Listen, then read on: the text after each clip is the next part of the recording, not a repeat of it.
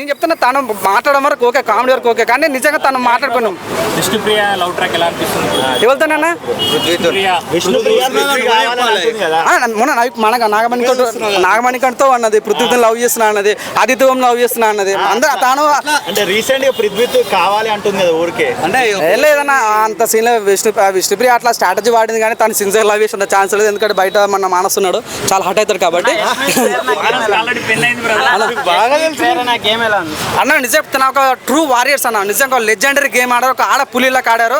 నిజంగా ఆ టైం వాళ్ళకి 2 కత్తులు ఇచ్చిన మాత్రం అవతల టీం కుర్చీ పరేస్తున్నమాట. అంత బాగా నిజంగా యష్మి లాస్ట్ గేమ్లో ఎంత వరస్ట్ అయినా కూడా నిన్న తను చూసినప్పుడు చాలా బాగా నచ్చాను. నిజంగా నాకు చాలా బాగా నచ్చింది యష్మి. కానీ సో ప్రతి ఒక్కరు తింటారు బాగా అన్న, ఏం ఆడింది భయ ప్రేరణ అన్న ఫీలింగ్ కలిగింది, నాకు చాలా నచ్చింది.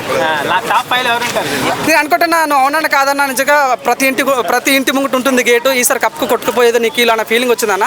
నిఖిల్ కప్పు కొట్టుకోతాడు, ఫస్ట్ ప్లేస్ అవుతాడు, సెకండ్ ప్లేస్లో విష్ణుప్రియ ఉంటుంది, థర్డ్ ప్లేస్లో అఫ్రీద్ అన్న. పిఆర్ కాదన్న, యాజ్ ఎ ఫ్యాన్గా నేను బిగ్ బాస్ ప్రతిసారి నేను చెప్తుంటా, యాజ్ ఎ ఫ్యాన్గా చెప్తున్నా. నేను రివ్యూ ప్రతిసారి రివ్యూ చెప్తా కాబట్టి యాజ్ ఎ రివ్యూ చెప్తున్నా. సో ఎవరు తప్పు నేను ఎవరు పొగడాను, తప్పి ఈ వీక్ తప్పేసి వాళ్ళని తిడతా, మరి వాళ్ళు పొగుతా, అది మా రెస్పాన్సిబిలిటీ, బిగ్ బాస్ రెస్పాన్సిబిలిటీ కాబట్టి చెప్తా ఉంటాము. సో నాకు అనిపించింది ఫస్ట్ ప్లేస్లో నిఖిల్, సెకండ్ ప్లేస్లో విష్ణుప్రియ ఉంటుంది, థర్డ్లో అఫ్రీద్ ఉంటారు, ఫోర్త్లో 9 ఉంటుంది, ఆ 5th ప్లేస్లో ఉంటే ఈయన ఉండొచ్చు. మా చెప్పలేము, ఓట్లు వేసి గుద్దు సూపర్ స్టార్ గుద్దుతారు. కానీ